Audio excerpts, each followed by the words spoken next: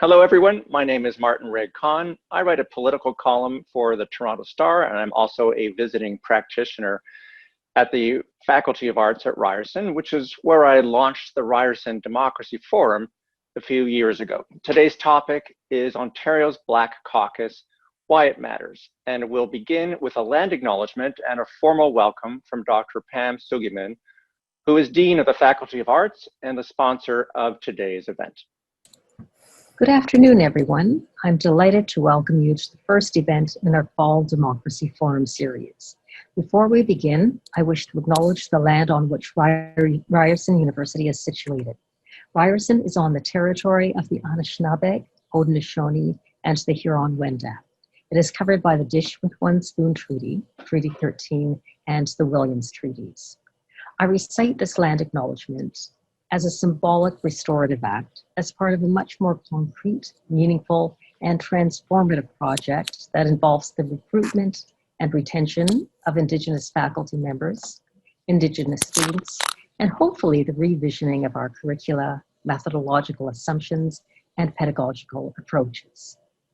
Sponsored by the Faculty of Arts and hosted by Toronto Star columnist and visiting practitioner Martin Reg-Kahn, the Democracy Forum brings together notable politicians, journalists, and scholars in conversation about some of the most pressing issues of our time.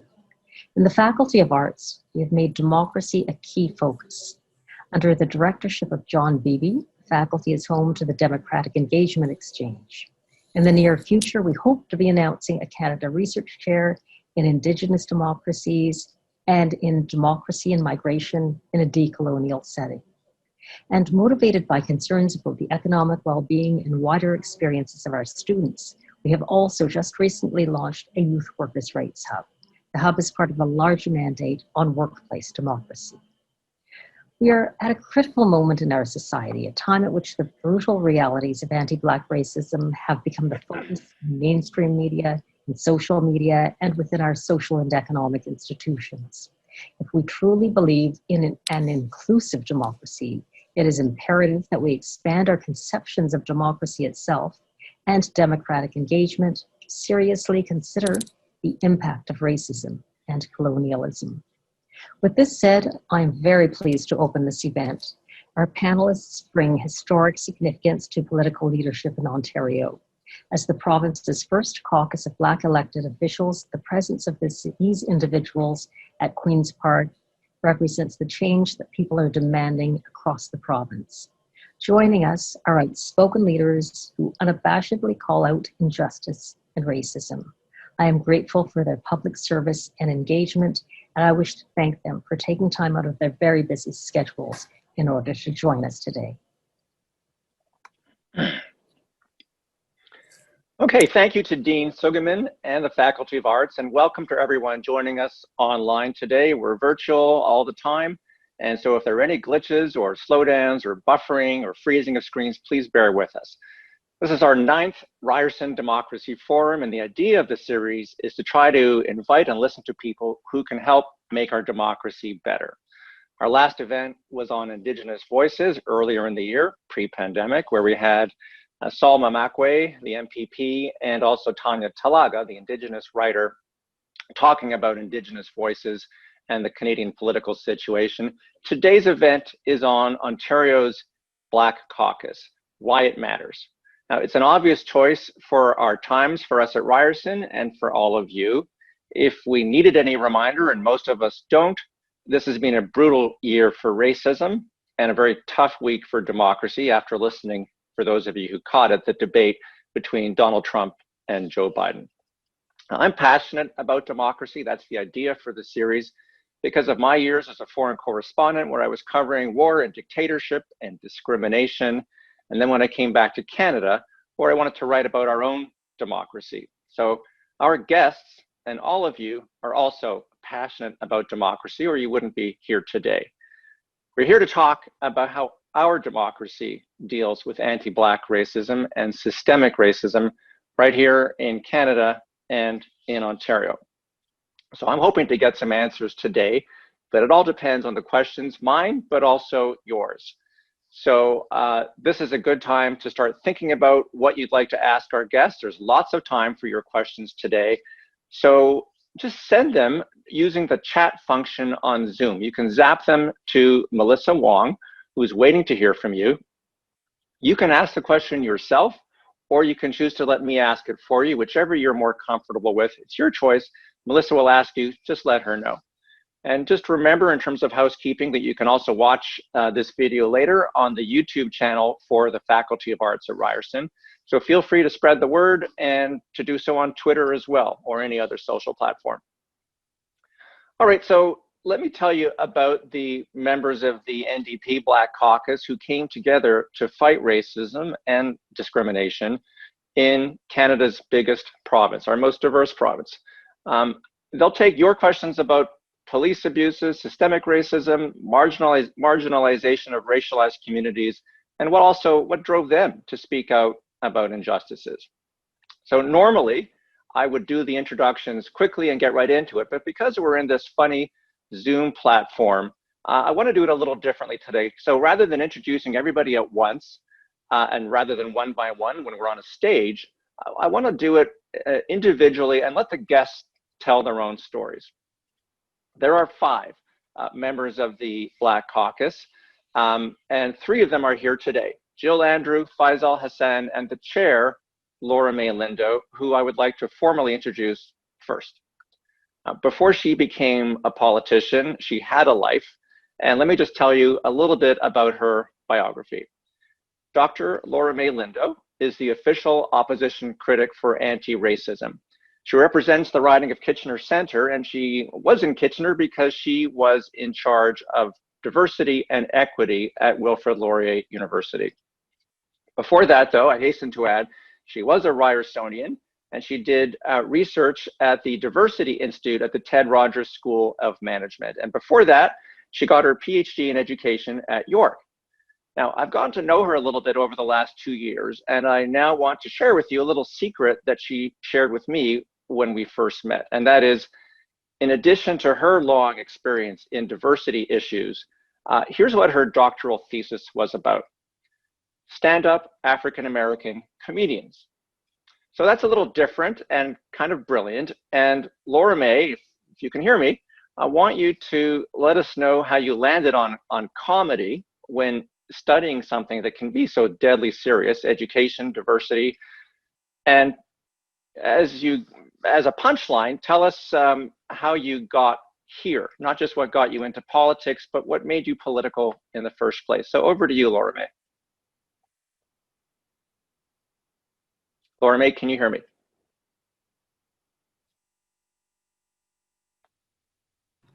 There we go. Okay. Thank you. So I don't even know where to start.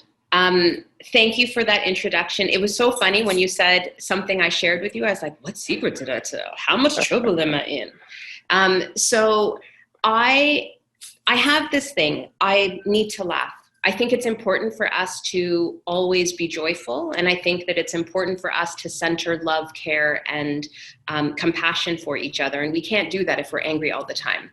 Now, racism makes me ragey, right? And there are days where I'm at work and I am in a rage because you're hearing and seeing things from your community. You're hearing and seeing things, protests that are happening around us. When I went to university, one of the ways that we were taught to teach people about doing anti-racism work was essentially to guilt them and shame them into doing better. But the long-lasting effects of that were never there. And so I started to think about different ways that people are effectively holding long-term conversations about race and racism. And I realized that the people that were doing that best were literally stand-up comedians. Not all stand-up comedians, but the stand-up comedians that take seriously the craft of stand-up comedy and the use of that as a tool to talk about something that is very, very serious because they call you into the room and into the space to have that discussion. And so what I ended up doing for my doctoral degree was I analyzed a group of comedians that I consider to be, I called them race comics, because when you're in a doctoral program, you get to make up all sorts of words.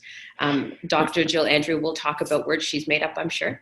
And I made up so many words. I still make them up. But I called them race comics. So people like Dave Chappelle or Chris Rock, who took a bulk of their comedy and spoke about race and racism. I analyzed the craft of it. So pedagogically, how do they make this happen? And how do they keep people in that room? And what do they do when people leave that room? Because they still find ways to engage in this topic. And then I tried to teach that to teacher candidates, which also to me is just hilarious. Then I laughed, and then I did other things. So what brought me to politics now was that when I became the Director of Diversity and Equity at Laurier, we had, like many universities, a number of high-profile racist incidents on campus. And I signed up to do diversity and equity on campus, and I don't know, that became my responsibility to solve racism on a single university campus. But because of my research background, I knew that that was impossible. So I decided to host a summit on the status of race and racism on Canadian university campuses. And when I hosted the summit, and I invited a whole bunch of different representatives from different universities and colleges actually to come and speak to us about ways that we could work together to change the entire sector, because there's no other way to get to the root of what we're allowing on campus, and when what the limits are for what we are going to allow in terms of academic discourse. I decided to invite politicians because they also give us the rules about how we're going to function as an institution. And the only local politician that came was MPP Catherine Fife. And MPP Fife saw what I was doing and thought that it would be a good idea to do that on a provincial scale. And I said no, and she is persistent, and here I am. That is my story. So we should all be careful of Catherine Fife is the takeaway. Okay, our next guest is Dr. Jill Andrew, who is the NDP's critic for culture and women's issues. And she's also proud to be the first elected queer Black woman in Canadian politics. She's the co-founder of Body Confidence Canada and Sizeism Sucks. Her PhD is also in education, so we have a two for today from York. But never mind York, forget York. She's also been a Ryersonian as a lecturer on diversity in fashion, where she deconstructs the history of how fashion ideology affects Black folks, people of color, Indigenous people. Jill, tell us about your experiences before politics and how that got you involved in politics. And don't save it for the end the way Laura made it. Like, tell us about the intersection of your work and politics. Jill, can you hear me? First of all, thank you very much for having me. I will jump right in. My history before politics, it's a sordid history. I worked in public education for many years as a child and youth worker, a high school teacher, and an equity advisor. And I had a front row to the incredible work that teachers and education workers do. But I also had a front row to the many cracks that Black and Indigenous and 2S LGBTQ and disabled, students would also fall through. So I saw firsthand the impact of anti-Black racism. I saw firsthand the impact to kids, to their mental health, not just their intellectual growth, but their mental health and their sense of self-esteem when the curriculum didn't reflect them, or when they had that one bad apple. That person who didn't water them, because I really do believe that students, are like plants. We have to water them. We have to nurture them. We have to see their light. We have to give them light in order for them to grow. So as an educator, I always sort of felt that if I had an opportunity, to make an impact on how education is laid out in Ontario, and the role of the educator, and the importance of learning, that I would do so.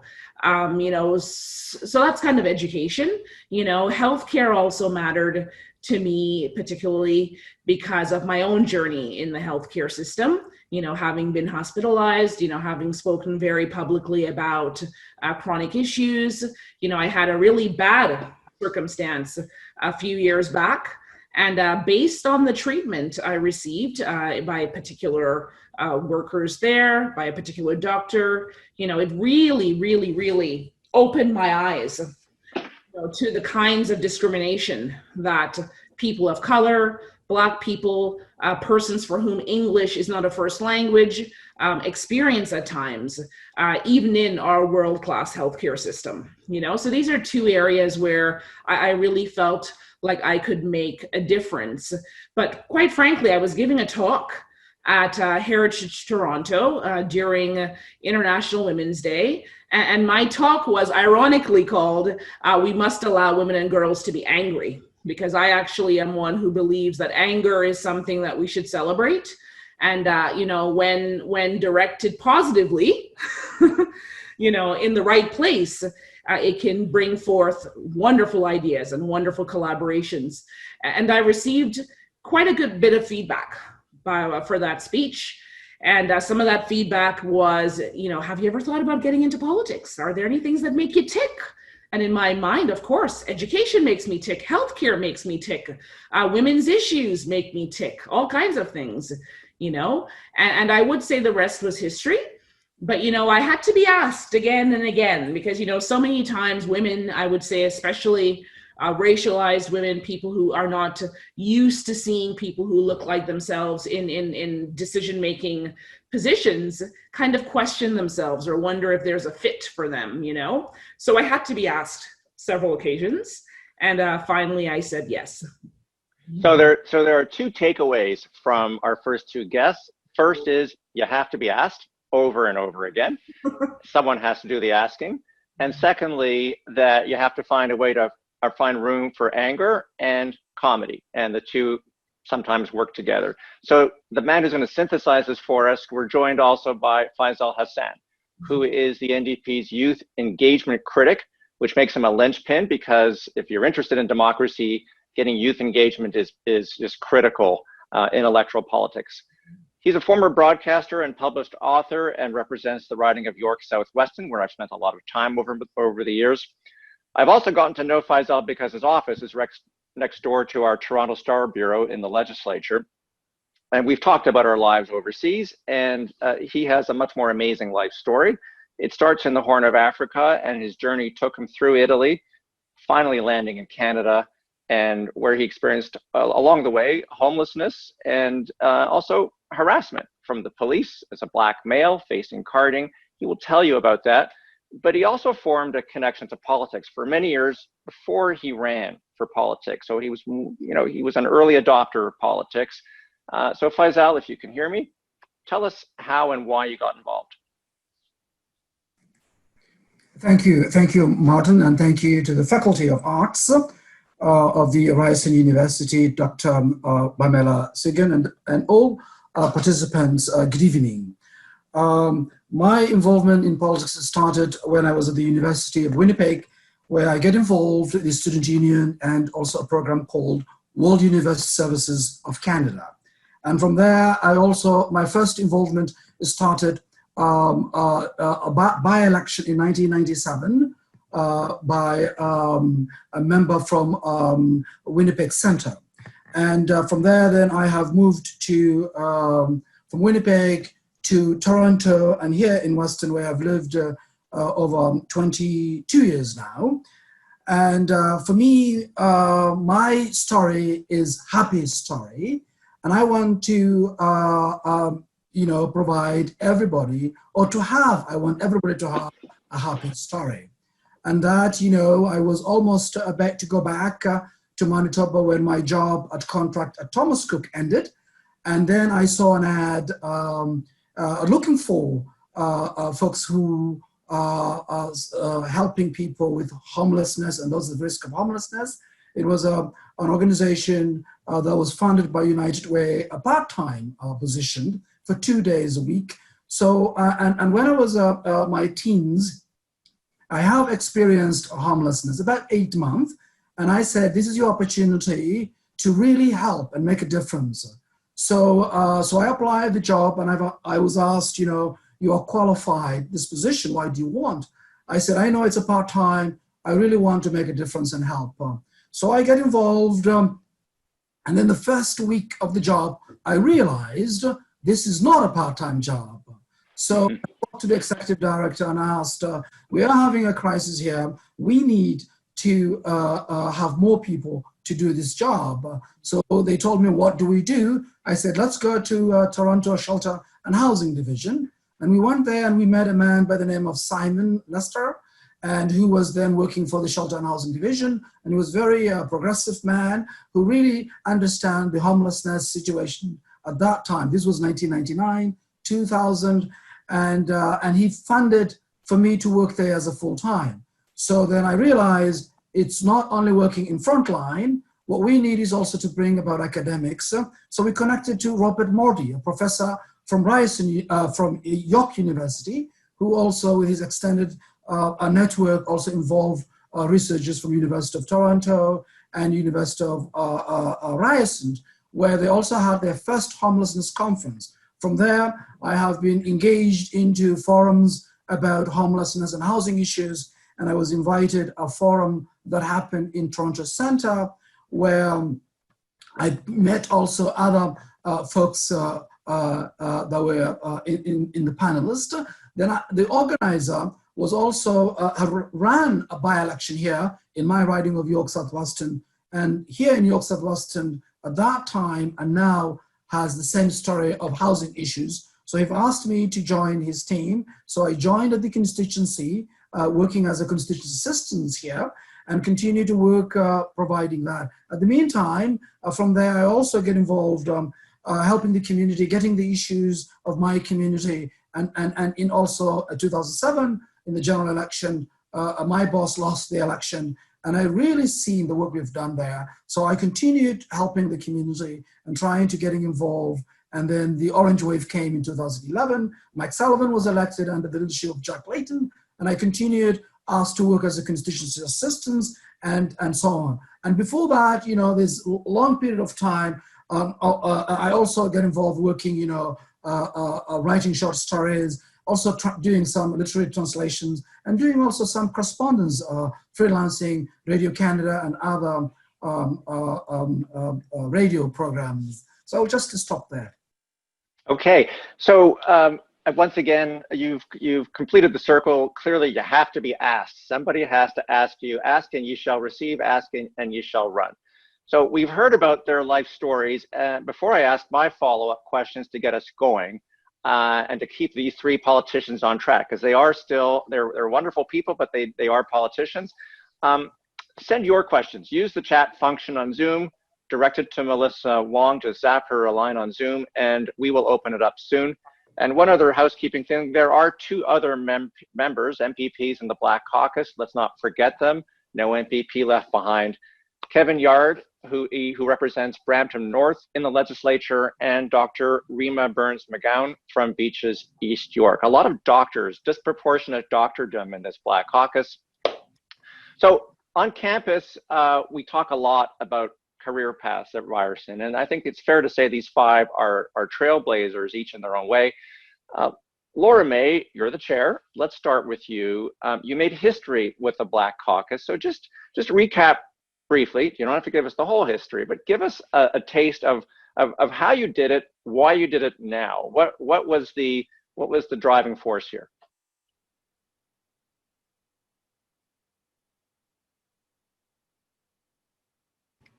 Can you hear me, Laura May? Oh, I can hear you, but it won't let me unmute. So I have to make all sorts of funny gestures, and then they do it.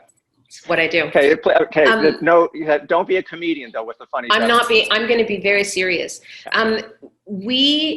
So I would argue, and I will give space to the other Black Caucus members to chime in as well, but I know that people outside of the Black Caucus say that we made history, but I would argue that Black communities made history because we didn't decide to form a caucus on our own. The actual story is that we were celebrating Black History Month. We had a number of Black leaders come to speak with us and with Andrea Horvath at Queen's Park one day, and all of the Black members were there, and we were listening from community members who were saying, it's the first time that we've actually had a Black History Month celebration hosted by elected people who are Black. So it's not that they haven't celebrated Black history at Queen's Park, but it's very different to have your people celebrating your people. And as we were talking about the kinds of issues that are impacting Black communities and the fears and the desires that we have as a community, one of the things that kept coming up was that we have enough people to form a caucus. Like it sort of takes time. I think Black folks are accustomed to being, you are only one in a big sea of non-Black people. And so sometimes it takes time for you to realize that this situation, this experience is actually different. And so community said to us, what would happen, like, we need you to focus on Black issues. We need you to do so in a political system. Well, what kind of political system within the system would you be able to create a caucus? And so I remember the day that Andrea asked me to be the chair, and she was very honest, and she's spoken publicly about this before. She was glad to respond to community and have a caucus formed, but she did not want the Black caucus to just be in name alone. She literally said, if the 5 of you decide that you're going to come together to do the work, then I'm all in. But if this is just going to be like another performative thing in politics, I don't want to do it.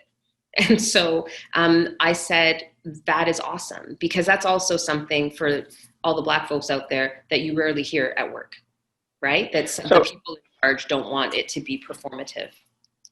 So tell us a little more. Let's drill down. How often do you meet? How do you set your agenda?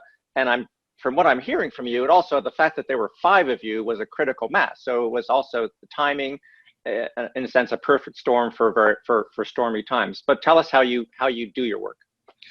So the big thing is to stay connected with community.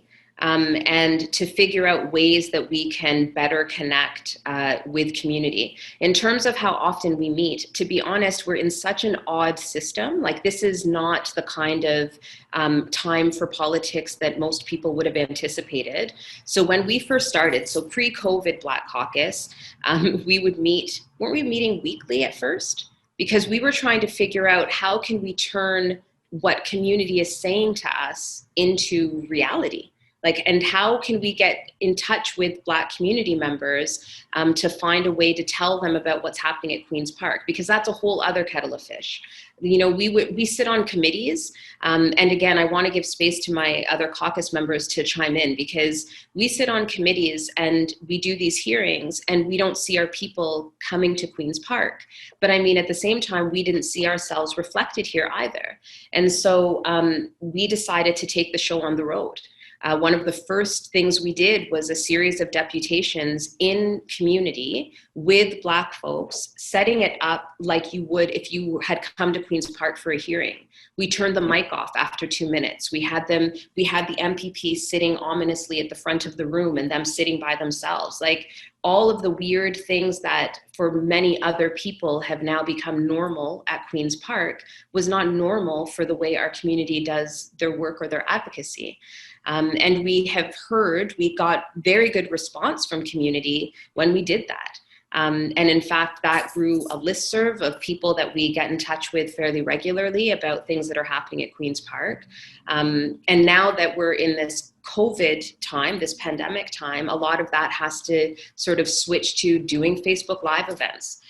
Jill, I don't know if I'm allowed to do this, but Jill might want to talk about one of the live streams that she was doing, where she would, you bring in the Black Caucus to talk about stuff. But I think it's really important to hear, not just from me, because that's another thing, that Black folks share space, because we all have a different space that we're coming from. So I would love to flip the same question over to the other Black Caucus members, if that's okay. And before you do, let's just build on the question and ask.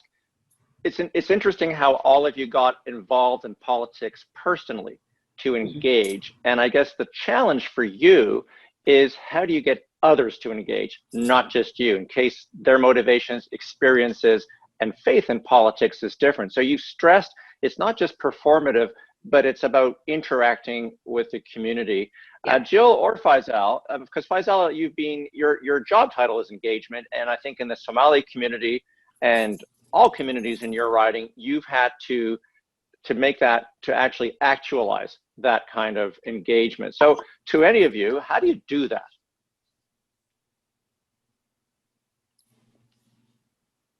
I think I see Faisal's lips moving. Do I just go ahead? Okay. You know, I think you need to engage with authenticity. You know, you need to start with listening to what our community members need us to hear. And for me, that has meant being responsive. You know, small things like checking your email, like engaging with community members on social media, you know, showing up to events, you know, virtually, of course, with COVID-19, but before COVID, you know, showing up to events, small or large, and sometimes especially those small kitchen table conversations, you know, with people who said, my goodness, I've never heard from an elected official, you know, as a Black person living in my riding, you know, as a sole parent who's racialized living in my riding, as someone who is struggling to make ends meet living in my riding. I've never had my concerns listened to. And sometimes that is the end. That is what it took. You know, I also think because of the work I had done previously in community, in education, in community advocacy, people already knew some of the topics that were salient for me. And in many cases, they matched members of Black community. So that was a way for us to build, you know, critical mass, so to speak, and also to build trust. You know, another thing as a politician, and I mean, I use that title sparingly because I still feel like an educator who has simply taken up another platform. You know, I'm now sort of teaching another course and learning it at the same time, you know. That has required, you know, learning myself and connecting with folks. And, you know, I don't want to stress what I've said already, but really the art of listening, you know, and hearing and meeting people where they're at, you know, and working from there. So we did our consultations, you know, we've checked in with our Black small business owners. You know, I particularly during COVID-19, you know, it was important for me to check in with women who we know had been disproportionately impacted by COVID-19. But, you know, another wonderful way that Black Caucus connected and has been connecting with folks since we've all been elected, we brought students, we brought youth, we brought adults who had never, ever seen the insides of the Legislative Assembly of Ontario to Queen's Park. You know, we did that so that they could walk through the halls. We did that so that they could see the pictures, you know, of predominantly white cisgender men, you know, that dominated the political world and still do, essentially. We brought them there to see that there were, you know, at least 5 members, you know, who might have a similar lived experience, you know, who have a phenotypical resemblance, you know, there's a familiarity there, you know, so they could feel comfortable, so they could talk to us about those challenges, you know, about their concerns with housing, about their concerns with post-secondary education, their concerns around healthcare, on entrepreneurship, you know, around the arts, you know, and how important the arts are to our identity as Black Canadians, as Black Ontarians, you know, all of us. So it's been a long, winding path, and you know, we are still growing. But my goodness, it has been quite an experience to be a member of the only party in Ontario that's ever elected enough Black members, quite frankly, to have a Black caucus. You know. So let me jump in there and talk. We've talked a little bit about politics to try to set the table. And about your own stories. We're going to dive into the issues momentarily: police brutality, carding, racism in school boards, and so on. But this is a democracy forum, so that's why engagement interests me and is my own goal. But let's try to set the table now for the political discussion. It seems to me as a journalist that everyone in Canada when they talk about racism, they talk about America first. They talk about Trump, they talk about the debate, they talk about the incredible scenes of police brutality this year and also in previous years, but admittedly this year more than most. But they don't talk as much about what needs to be done in Canada and what the situation is in Canada. So let's try to set the table, all three of you, about what's different and what is similar and how to analyze that difference. Now, for example, the Premier, Doug Ford, got himself in trouble briefly a few weeks ago when he was asked about systemic racism and he said there wasn't any. He backtracked the next day and said there is. Premier of Quebec, Francois Legault, was asked the same question and he said no, there's not, and he stuck to that. He did not back down. Commissioner of the RCMP said there wasn't. She changed her mind. So there's clearly some fuzziness in Canada about this, and I wanted to ask you to try to delineate and help people understand and analyze Canada versus America. What's different? What's similar? I can jump in rather quickly. And oddly enough, I'm going to connect it to some of that doctoral research that I was doing. One of the things that makes Black stand-up comedians that talk about race so effective is that they speak from a place as an insider to anti-Blackness or an insider to Blackness. And so when I, as a Black person, am thinking about racism, I don't actually see a difference between the US and Canada in the same way that a lot of white community members seem to believe is true. What I see is a similarity in how quickly we stop talking about racism in the US and Canada, how quickly we accept people's apologies for racist comments or denial of my history or denial of my humanity. That is very similar between the US and Canada. In terms of differences, there's a subtlety and a politeness in which Canadians perpetuate their anti-Blackness. And much of that is linked to their ability to just sort of say, I'm sorry, right? When somebody calls them on it. But what I do think is fascinating is all of this is starting to shift, I believe, because I've not seen such a global movement of, Black Lives Matter, solidarity rallies in the middle of a pandemic. I'm from Kitchener Centre. 20,000 people showed up in my riding on June 6th in a place that is known to be a very strong white supremacist organizing kind of space in this province. And a lot of people started to write to my office because I'm the member of provincial parliament and the critic. And a lot of the people that wrote to me, like hundreds and hundreds of emails, they started by saying, I'm not Black and I'm not Indigenous, but this is not the world I want. That is different. And I think that that's a global difference. But again, I'll hand it over to my colleagues to jump in as well. Can I just grab the mic back for a quick second and throw sorry. it right back at you, Laura May, for a half a second? Because as an educator, you have said that you went into a classroom and you asked the Black kids in class how many of them had been called the N-word here in Canada. And I think you said that virtually every one of them raised their hand. So tell us about that. So I was at the Waterloo Region District School Board hosts an annual conference called Black Brilliance, and they bring Black students from across the entire region together for a full day of programming that's focused on them. They actually have students that help to organize it, so the topics are organized that speak to these kids, etc. And they invite, I think it's like 10 to 15 kids per school, so it's quite representative. And they had asked me to come to speak, and I was at Queen's Park and I had to take the Greyhound back when you could travel in public on a Greyhound. And I was reading a report by Carl James about the experiences of Black students in school and what we need to do to address it, etc. And there was this quote of this kid was in grade 7, I believe, and they were talking about the experience of being called the N-word in school. And this report is just a couple years old.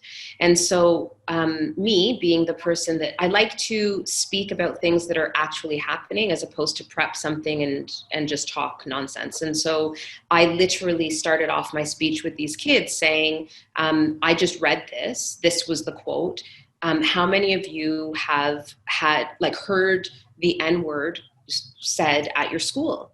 And I was taken aback. Literally every Black child, and it was all Black children, raised their hand.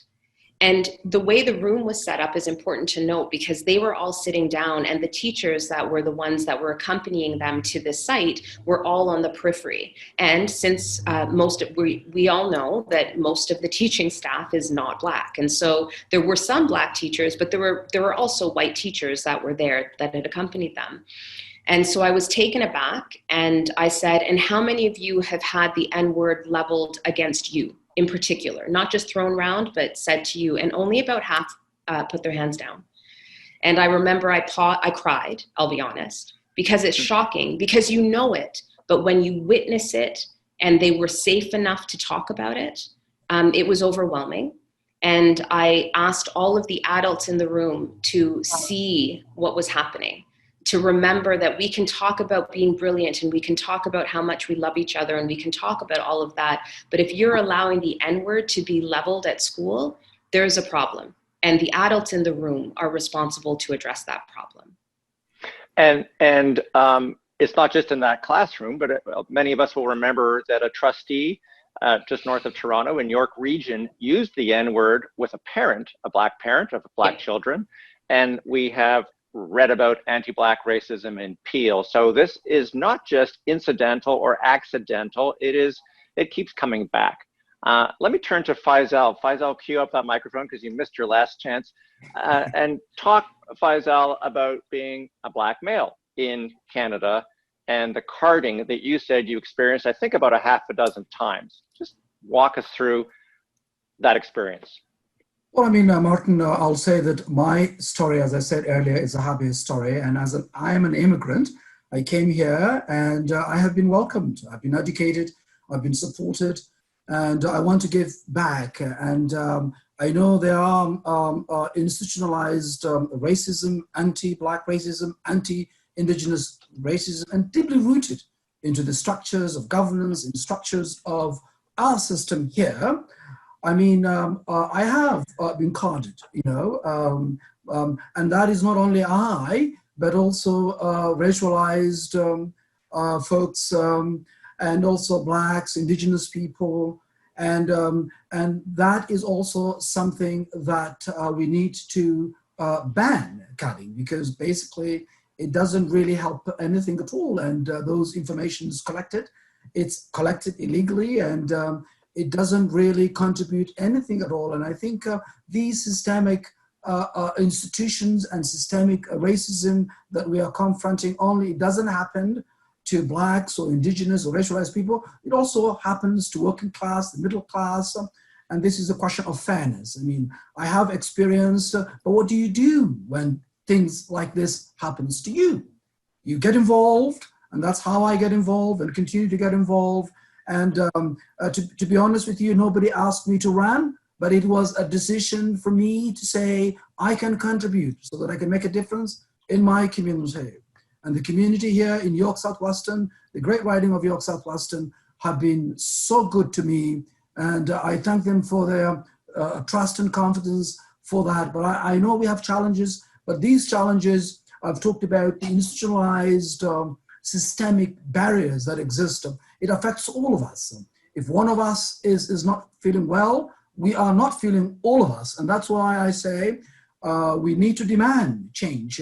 And I'm so proud to be a member of the Black Caucus for the first time in our history, in this great province of ours. And it was only possible, Martin, because of the leadership of our leader. You know, and also because we have elected enough members to form an actual caucus. Yes, I have a happy story, and I want everyone to have a happy story. But I think we have challenges, and we need to not give up. We need to give our young people hope. We need to give citizens hope, and we need to strengthen democracy, to make it better, to reform it, to make sure that every vote matters in every election. And also the way we elect also, we need to also look into how do we make it better so that we could also make things better for everybody. Okay, I have a lot more questions, but I'm gonna hold back for a little while and try to open it up to questions. I'm gonna ask everyone to bear with us if there are any glitches along the way, but a reminder to folks to please send your question, use the chat function and direct it to Melissa Wong, and then you can ask either yourself or I'll ask for you once I see the text, and we'll take it from there. So I am gonna see if we can get up our first question from our audience. Stand by. Martin, I think it's me. Hello. Hi. Can you just introduce yourself and say hello? I recognize this Ryerson student. Hi, my name is Bahuz Dara. I am a fourth-year psychology student at Ryerson University. And thank you all so much for this really interesting discussion. I think it's incredibly important to hear, and it's one of the first ones that I think we've seen from the NDP caucus, and especially the Black Caucus. I have two questions for all of you. My first is that in the federal government, their Black Caucus is a multi-party Black Caucus, meaning anyone from any party can come on in. So I understand not doing the allyship aspect that they have, because I fully think that it's important to keep it to particular voices. But do you feel that it would be beneficial in a time as tumultuous as this to have it be open to all parties in regards to Black members of other parties? So if I don't know what the rules are, so I break them all. I'm just going to jump in and answer some stuff. My thought is this. So the federal Black Caucus is multi-partisan because there isn't a party that has enough Black members to have a caucus. So that's part of the story of the Black Caucus. And I think that it's important for us to pay attention to that because a caucus of one isn't going to be able to do the work, right? So there's this part of me that wants to say that, but there's also a group called the Black Parliamentarians. The Black Parliamentarians are literally all the Black folks that are elected across the country at various levels, like municipal to provincial to federal, of which we are a part as well because we're Black members that are elected. And in that capacity, it is nonpartisan. They do have discussions about what it is that we want to do and how you want to do it, and you're trying to navigate differences across the province. So there's that opportunity there. But I think when I reflect back to what was said to us and asked of us by community, they didn't ask for a Black caucus that was nonpartisan. And I think that there's a reason. Multi-partisan. Yeah, or that is multi-partisan, sorry. They asked for us to form a Black caucus because we are the official opposition. Mm-hmm. And I think that that's also key to remember. As the official opposition, our role is already to critique and be critical of policies, regulations, legislation from the government. But what has always been missing is somebody with an eye to, and how does that impact Black communities? Not just racism policies or anti-racism policies, but how does the housing legislation they're trying to push through impact us? How does the healthcare legislation impact us? What happens when they don't invest in arts and culture but cut instead? And so there's some work that we can do from our critic portfolios, but my critic portfolio doesn't just focus on Black communities, but the Black Caucus lets our critic portfolio focus on Black communities. And I think that that's also super important. I don't know if the other members want to jump in to add a few things.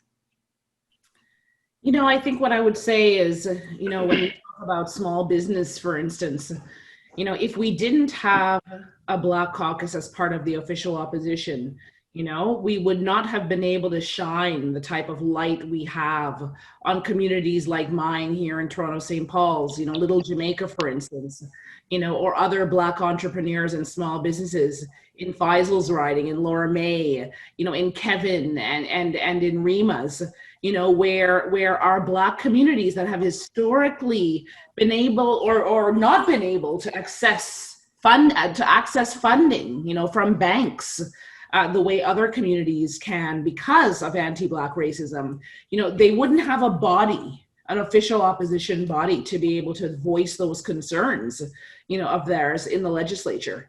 And on a very personal level, Bahuz, I think it's also important to note that, anti-Black racism didn't start today. And while I personally, I think I speak for my colleagues, we will work with anyone that is, supporting the work of Black liberation. We also have to, face the truth, and name the purple elephant in the room. The previous government had 15 years, to end carding, for instance.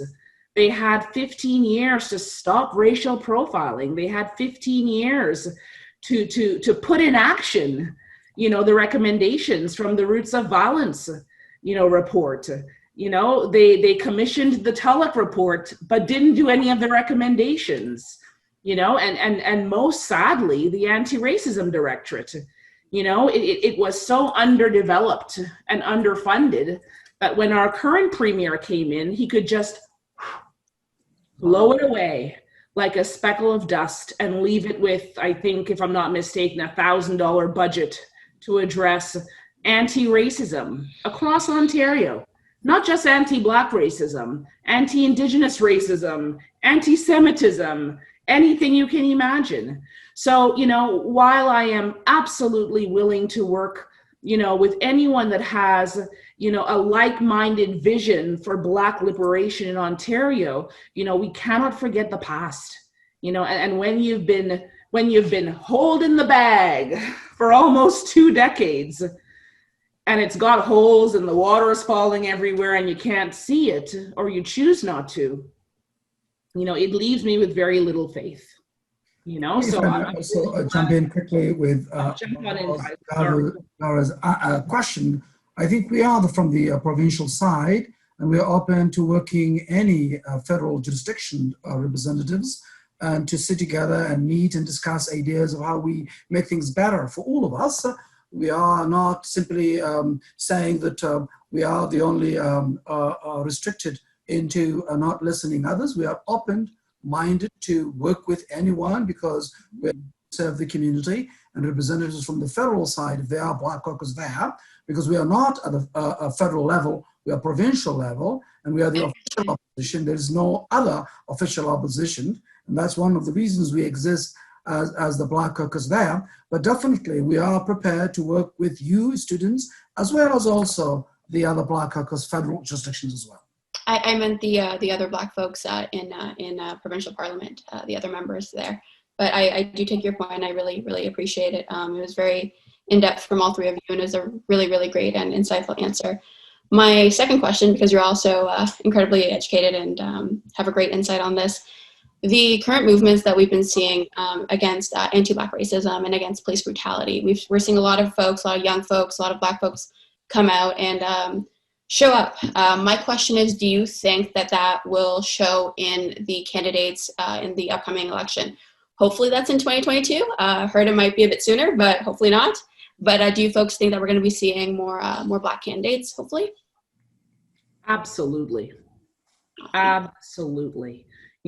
People are motivated, whether it's through Black joy, whether it's through anger, whether it's sheer exhaustion from having to live through, discrimination, systemic discrimination, everyday discrimination. People are revved up and they are interested in running. I know for myself, I will talk to as many Black folks as I can, wherever I find them. And to be very honest, I've spoken to candidates, or should I say possible candidates, who are from different political parties, where I have at least been able to talk to them about what it's like to be an MPP, the kinds of potential this role carries for doing good work in your community, and also the investment that you have to make, the emotional investment, the mental investment, the time away from family, but all for a much bigger cause than yourself. So I absolutely think we will see more Black and racialized and Indigenous, and I also hope more disabled and 2S LGBTQ candidates running, because, if you're not at the table, as the saying goes, you're on the menu. And what I can say is, when you're sitting at Queen's Park and you are hearing the government put forth bills that will have a damning impact on marginalized and vulnerable populations, I sit there and think, my goodness, if there were 10 POCs, BIPOCs, Yep. 5 2S LGBTQ folks on the other side of the bench, maybe things would be different, or the other side of the aisle. Maybe things would be different with their policies, and they'd have more of more insight around equity, inclusivity, sustainability, as opposed to their myopic little universe, that the ideas seem to come from. And I'll jump in. Oh, sorry. Go ahead. Can I jump in quick? Brief, yeah. Mm-hmm. I'll be very brief. I also think that part of why we're going to see a different kind of Black, Brown, Indigenous, racialized candidate come to the fore is because they're watching us do real work. And that goes back to your first question. A lot of people didn't put their name on ballots because the history has been, every once in a while there's a really good report, but is the work actually done? Are the recommendations implemented? Is anybody pushing for our community? But when you watch the Black Caucus do the work that we do, we're writing letters and making them public. We're showing up at debates and we're talking about what's happening with Black communities. We're putting questions on the order paper so that our life is now part of the cockles of history, not because of a little report on the side, but because of the everyday mechanism. People want to be part of that. Mm-hmm. So let me just try to sum up before we go to our next question from Stephen. By way of context, yeah, there's a federal Black Caucus, and it is not just bipartisan and multi-partisan. It kind of is a hybrid between the House of Commons and the Senate, which means it's kind of bulked up, but there actually aren't that many MPs, just a handful. There are more in the Black Caucus in Ontario than there are elected members in the federal Black Caucus. But it's an interesting question about party lines, color boundaries, and so on. And I think it's worth reminding some of in our audience that there were 2 Black MPPs who ran for the leadership of the Liberal Party, which was the governing party before the last election, and is now the third party, and they didn't do that well in the rankings. So they might have some interesting views about how that played out in the leadership race. So let me just turn now to Stephen Mensah, who has a question, and let's see if we can cue this up.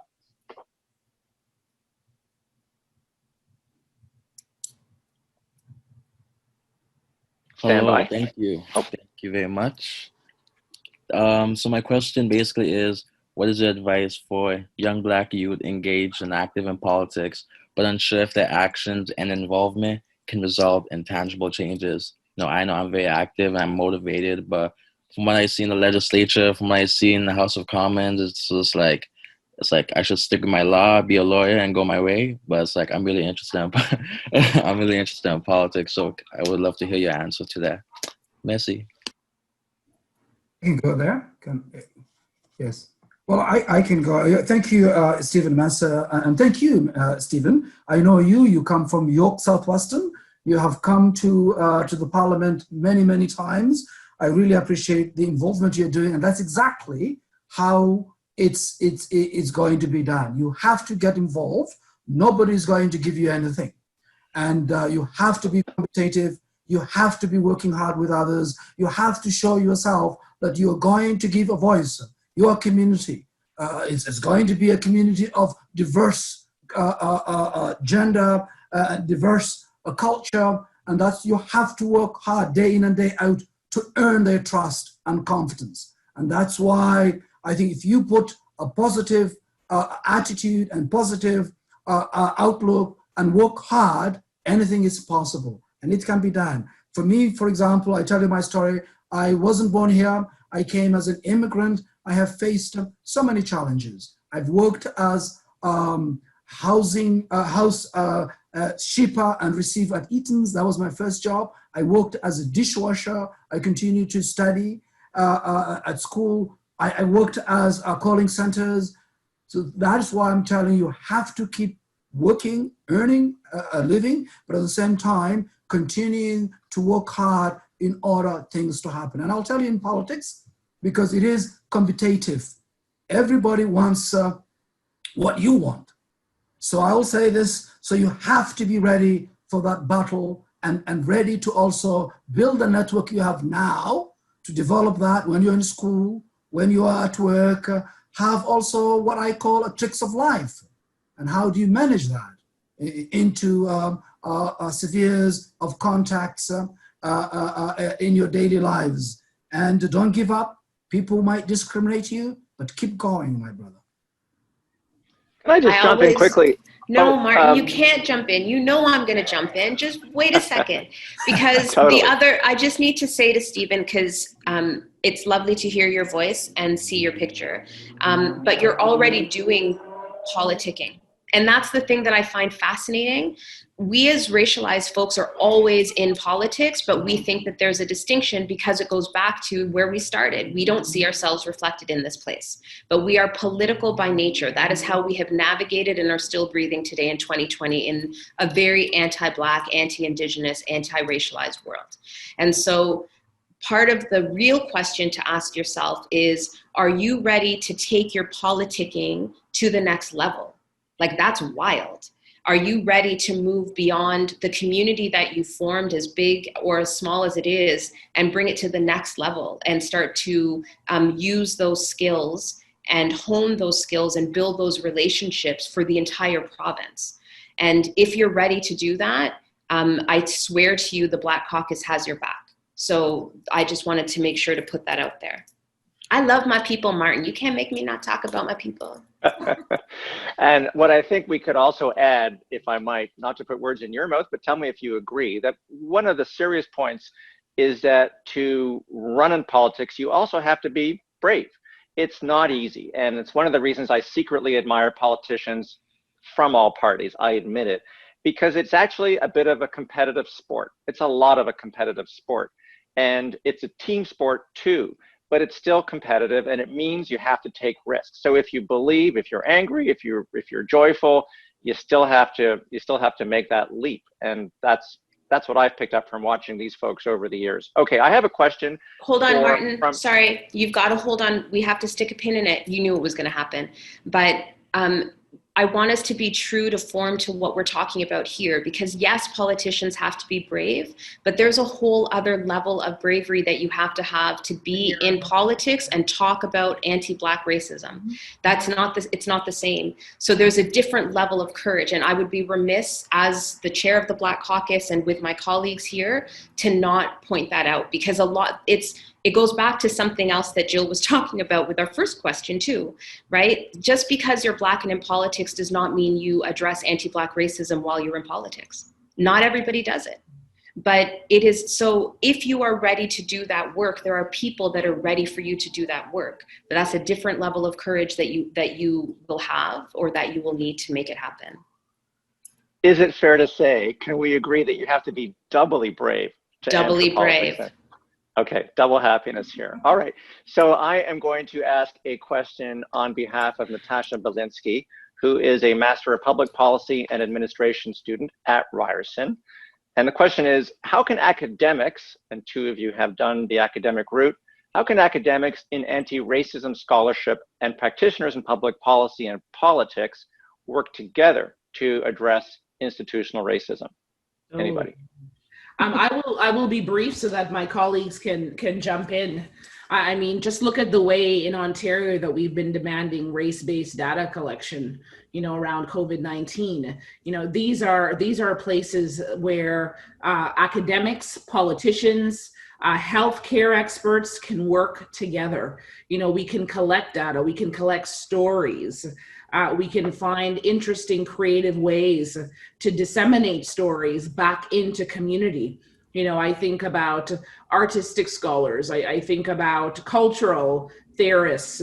who are able to, they have the theory behind them, but they're able to really put those words into practice because of the everyday lives that they're hearing from the community, right? So there's a synergy that can happen between academia and also politics, and that it's a collection of stories. It's the analysis of data, and it's in the creative ways that we can then disseminate that data back into community, and the ways in which that information can then inform legislation. As a person with an MA in gender studies, women in gender studies, I was able to read the bills and read the motions and say, well, wait a minute, how would these disproportionately impact women? How would these disproportionately impact gender diverse people?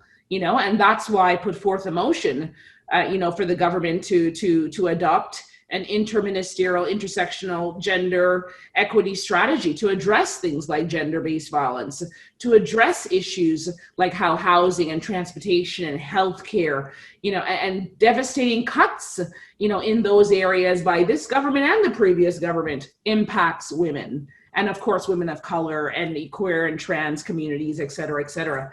So I think you don't have to be an academic to be a politician.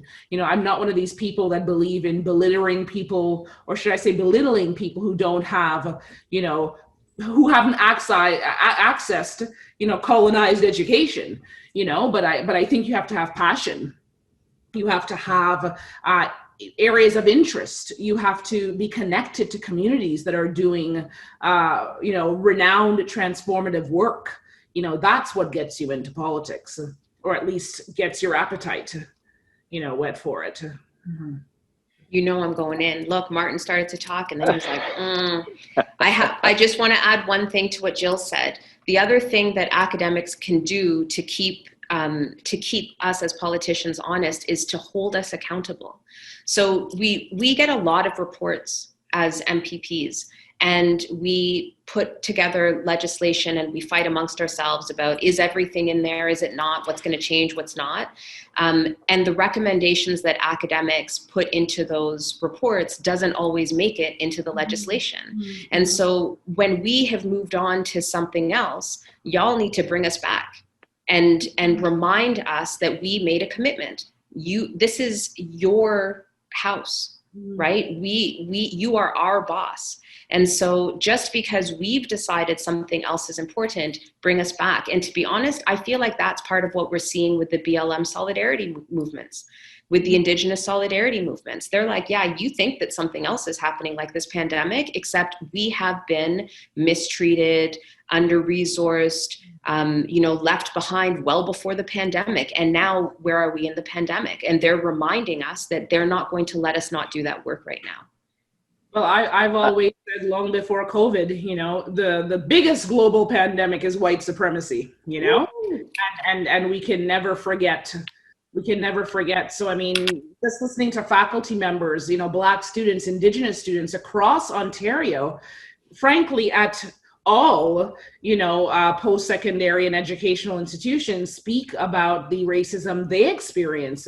They now have people at Queen's Park who they can also tell those experiences to, and we can help them and organize with them, and they can help us. Yeah. There can be a reciprocal relationship, where you're no longer that Black student, at York, U of T, Ryerson, Queens, wherever, dealing with anti-Black racism yourself.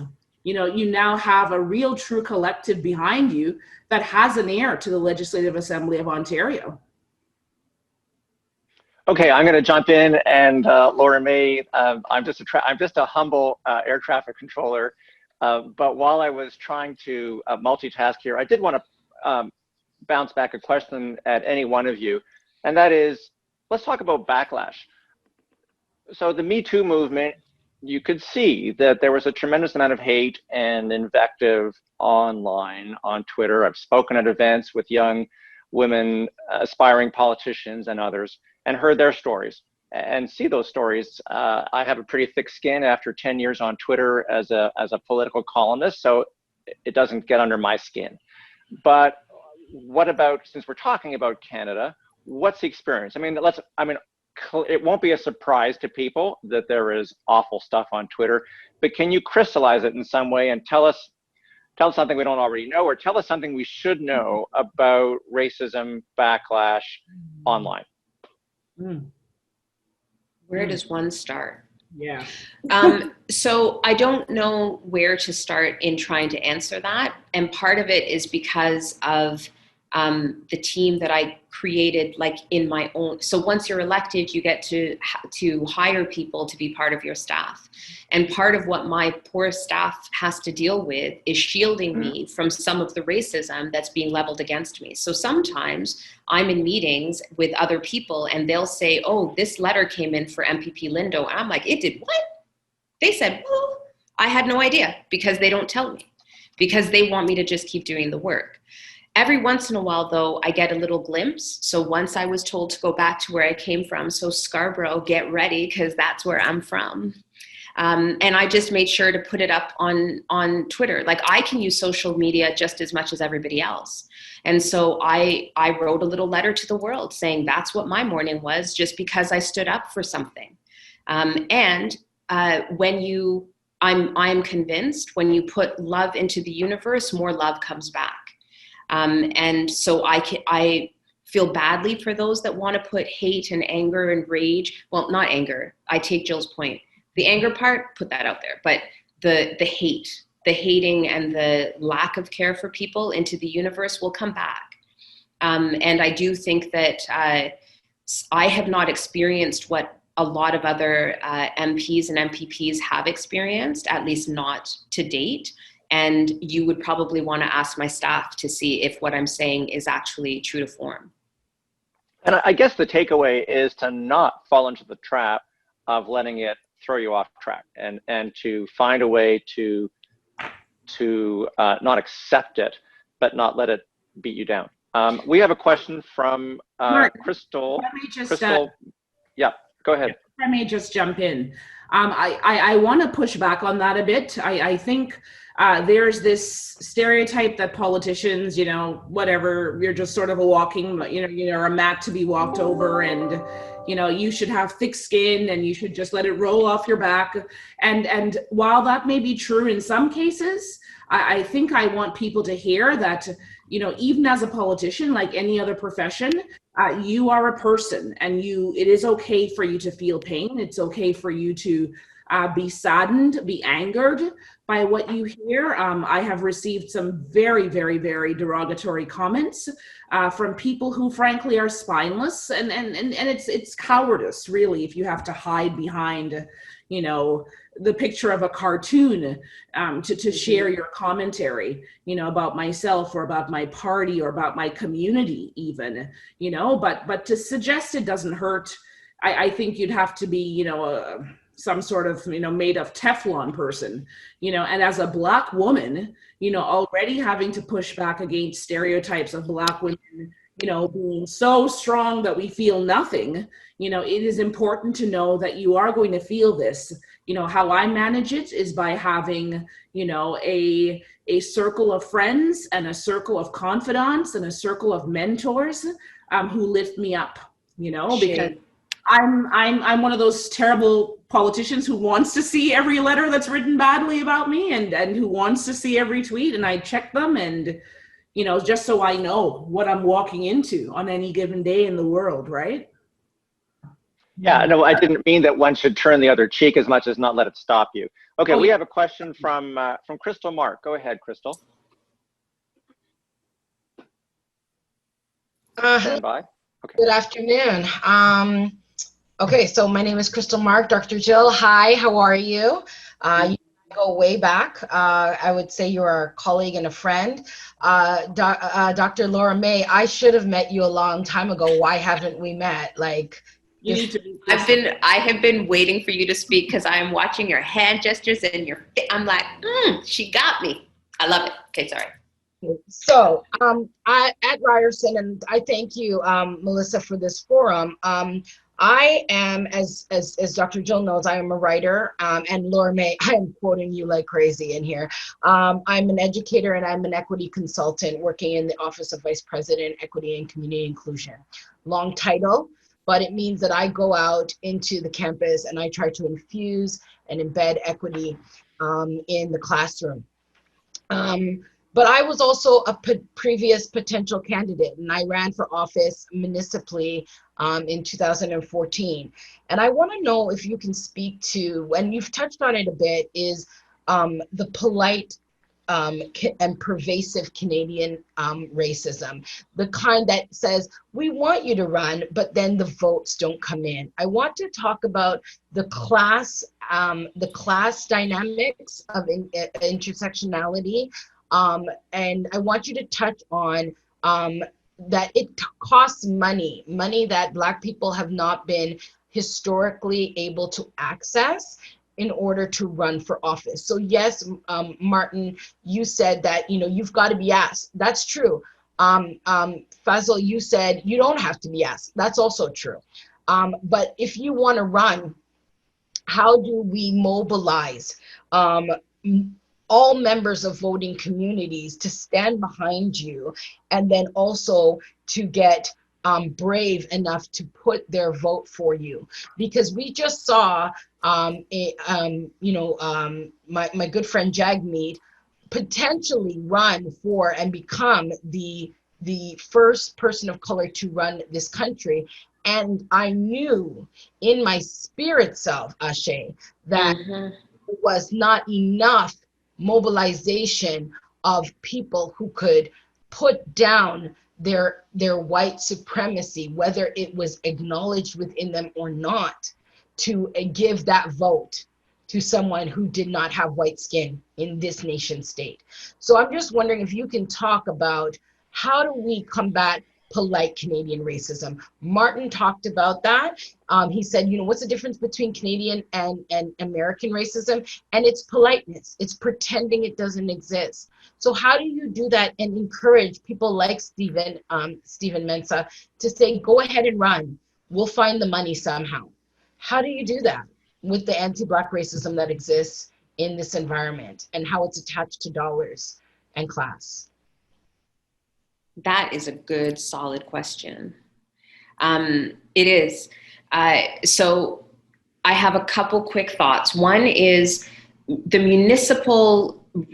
run municipally is a bit harder when it comes to some things than running provincially or federally, because there's a whole mechanism behind you when you're part of a party. This is presuming you're not running independently, right? And so on the municipal front, you already have to raise all of your money and figure out how to do signs and all of this stuff. Now, that said, I'm not going to pretend that when I ran, I didn't say to my own party that there would have to be some changing happening inside the party if a Black caucus was formed. Because historically, mainstream parties, political parties, are quite anti-Black and anti-Indigenous. I mean, we are the ones upholding all the laws. And so there has to be a disconnect if just yesterday, I think it was, to my colleagues, the Saul Memaqua was doing a member statement and mentioned one of his communities, a fly-in community, for 26 years has been under a boiled water advisory. That's many kinds of governments. And so there's internal things that have to change within these parties as well. I'm going to kind of flip it and then I'll hand it over to my colleagues. I'm also a single mom, so let's talk class. I'm a single mom of 3 kids. And so the notion of me ever having to fundraise, first off, as just, it's not a thing. I didn't know what that even meant or what that looked like. And then you add and spend all of this money on stuff when I was struggling with childcare. Like my youngest is 5. And so I had to negotiate with the party when I put my name on the ballot that they would help me with childcare. Like, how do you want me to be in Toronto? Who's going to raise my 3 kids? And so I think that because we are not privy to what can happen in the system, we are very quick just to navigate racism to try and solve all the problems. It's part of the whole strength trope and all of this, right? As Black women, we want to solve all the problems. Well, sometimes you can leave the problems at the door of the party and say, y'all are going to have to solve it if you want this magic. And if you fight, and I know, if you fight and you're doing the work, they're going to want your magic. And so we're shifting things inside the political system as much as we're shifting things outside in that bigger world. Thank you. If okay. I may interject quickly, Crystal, Mark, that's a fantastic question. And I do think that also, as also Laura May mentioned, yes, municipal is also tough. Also, party politics is also tough. So first and foremost, you have to think you are better than any candidate. It doesn't matter their color or their background. And how do you show that? You have to prove that you are able to organize.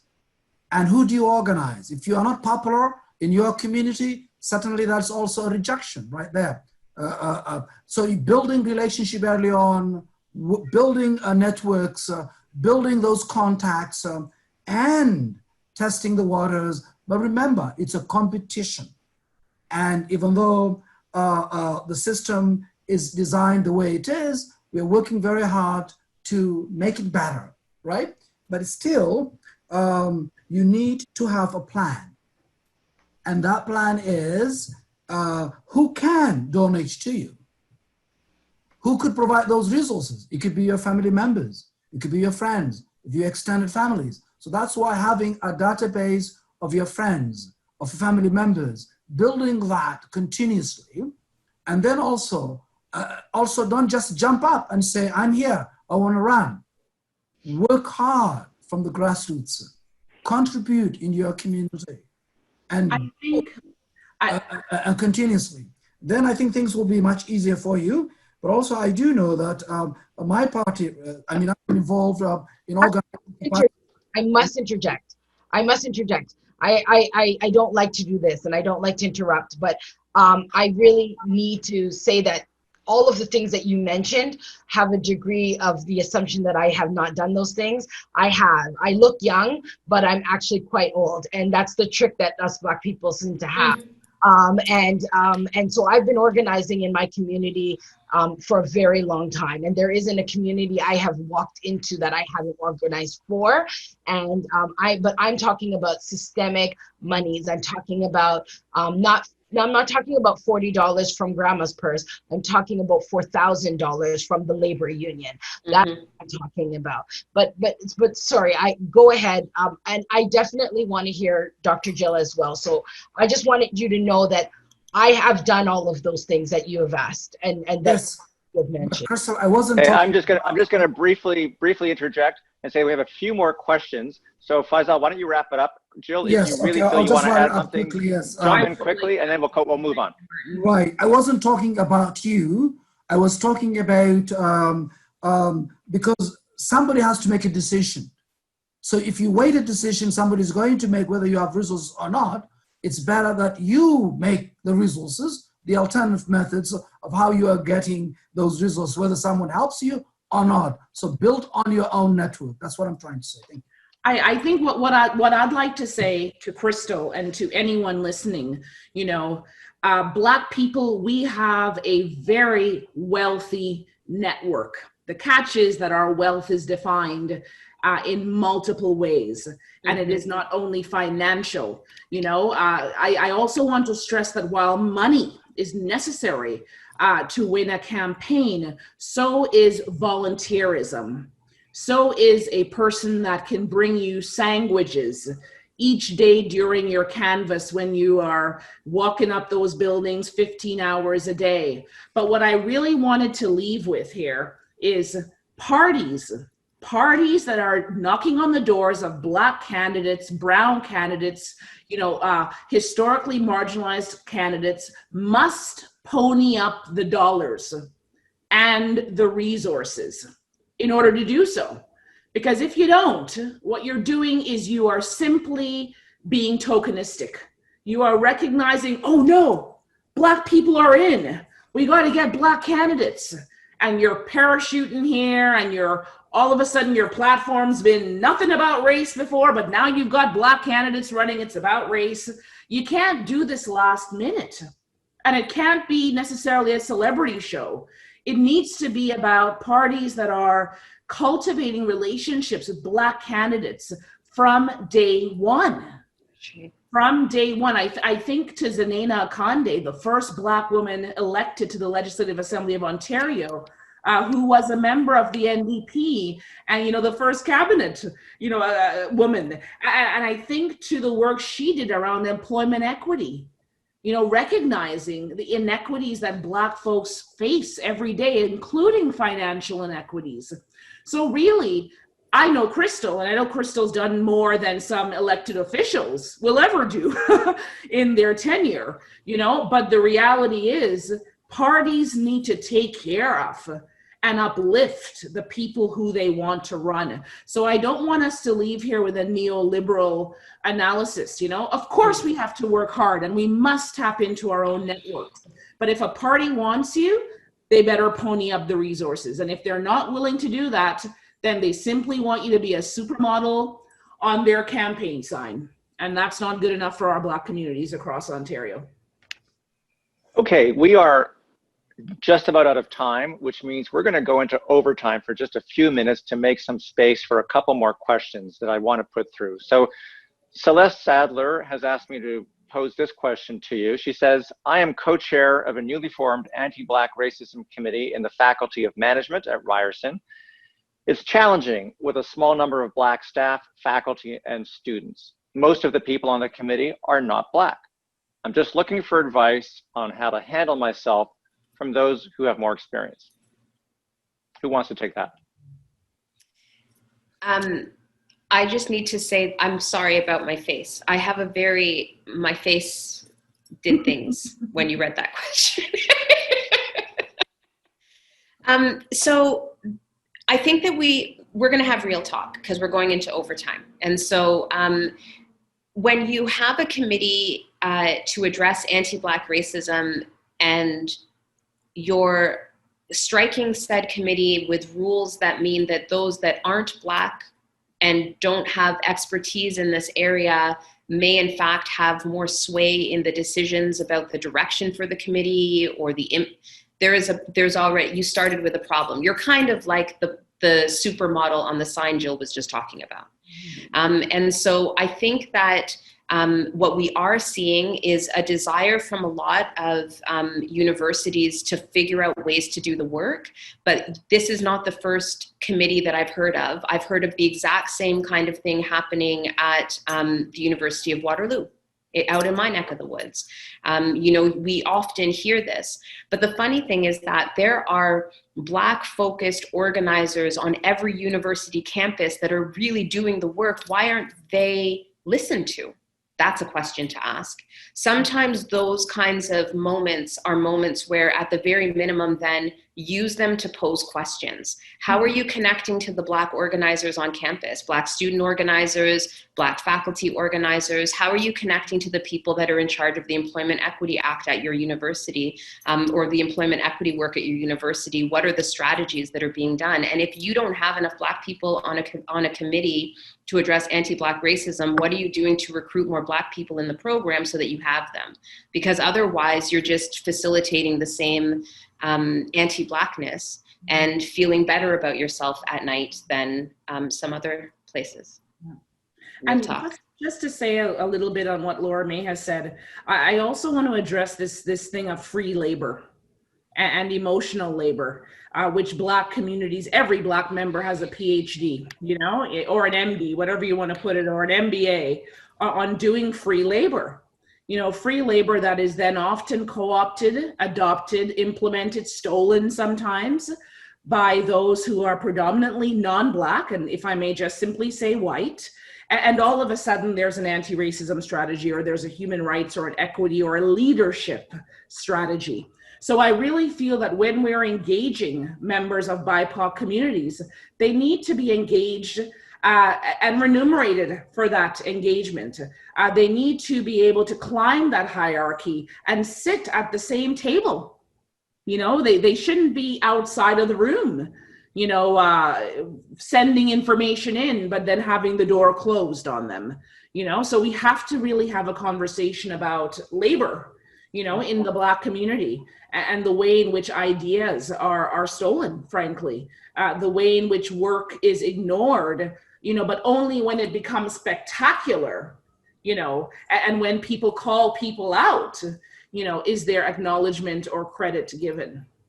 It's important. Let me try to keep us on time in our overtime with one last question, and it comes from Marjorie Knight. So many Black people do not vote traditionally. Do you think that having a Black caucus is a way to encourage them to vote? How do you do that? I do. So it's very interesting. Thank you, Marjorie, for that lovely question. I feel like that question also goes very well with one of the pieces that Crystal was bringing up about the engagement and the ongoing support that's necessary to carry Black politicians or elected officials into those spaces and then sustain them when they're in those spaces. And so part of it is to what Jill and Faisal were saying earlier about building relationships and actual relationships, because when I build real relationships with folks that are authentic, and then I go to them and I say, please vote, and then I organize around their needs, I'm able to make more magic happen. So for instance, in some communities, depending on where they've moved the polling stations, sometimes you've got to organize carpools. I had to do that with some of my older constituents and those with disabilities that needed help to get to the new polling station.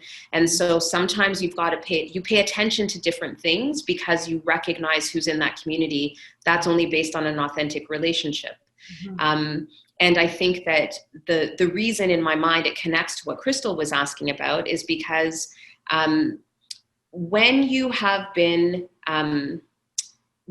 subject to the realities of a political system that has never seen you, kept you invisible, ignored your needs, used you, it's very difficult to trust that the politician knocking on your door asking for your vote or putting their name forward is going to be any different.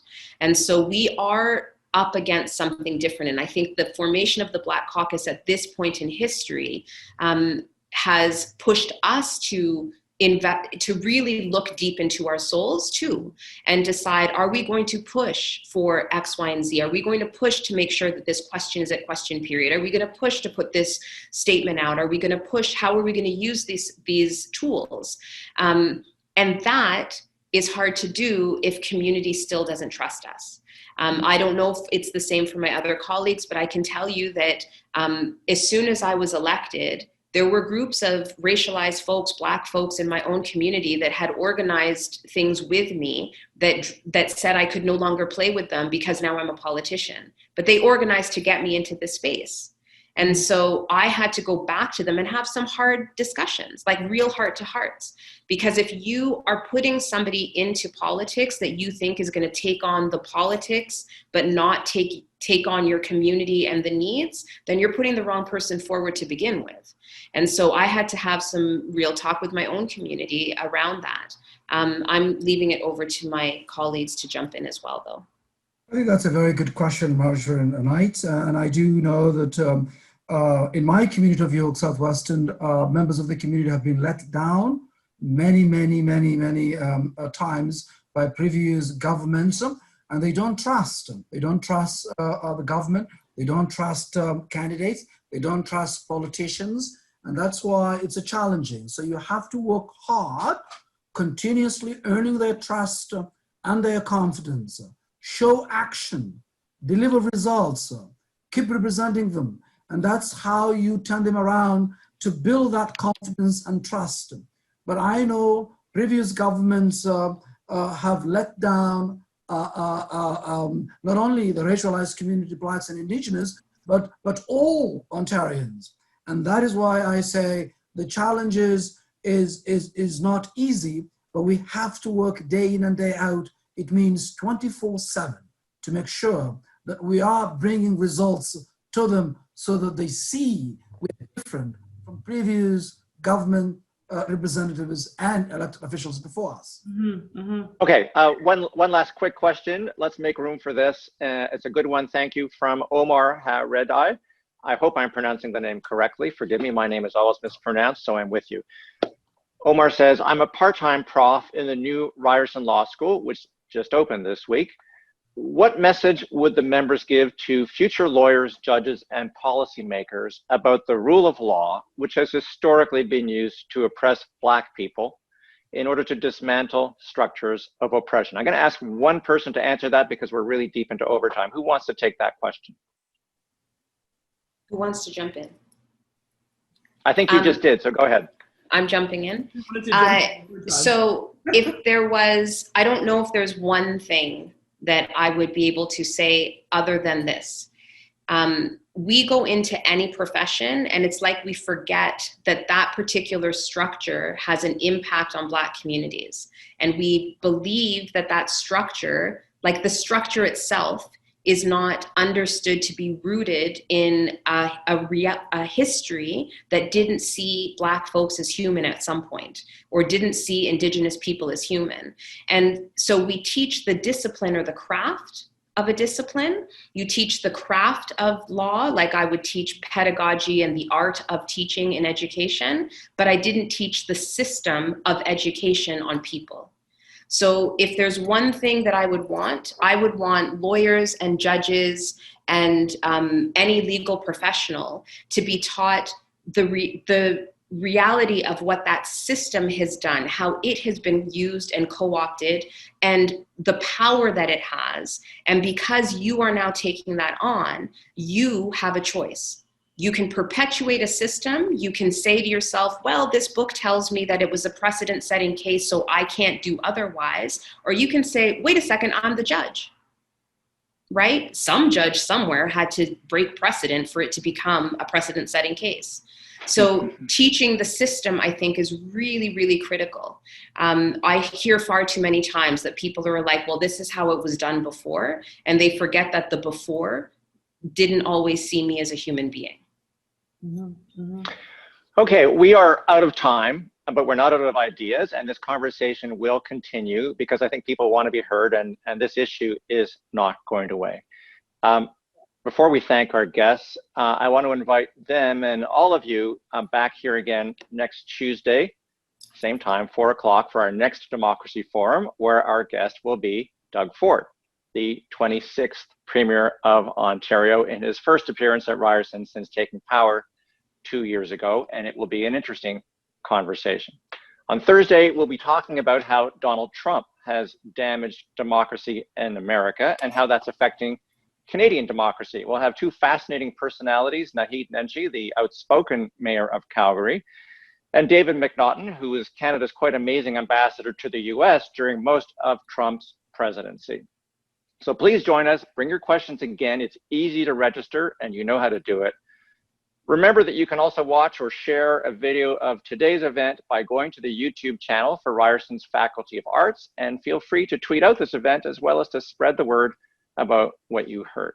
Now, I want to personally thank each of our panelists today for saying yes when we asked and for accepting Ryerson's hospitality. I know for the students and the faculty here today, it's been a learning experience to see politicians in action and politicians talking and politicians listening. You know, it's part of my job to be hard on politicians from all parties, but I do secretly admire their work, their dedication, and their bravery. So thank you for your service. Thank you to Laura May Lindo, the chair of the Black Caucus. Thank you also to Faisal Hassan and Jill Andrew and the other members of the Black Caucus who couldn't be here. A huge shout out to the sponsor of the event today at Ryerson, the Faculty of the Arts, and the Dean, Pam Sugerman.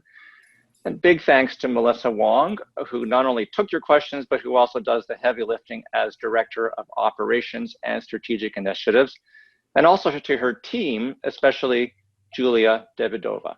We also got a big assist today from two students, Gabrielle Haas-Ellison and Sarah Ahmed.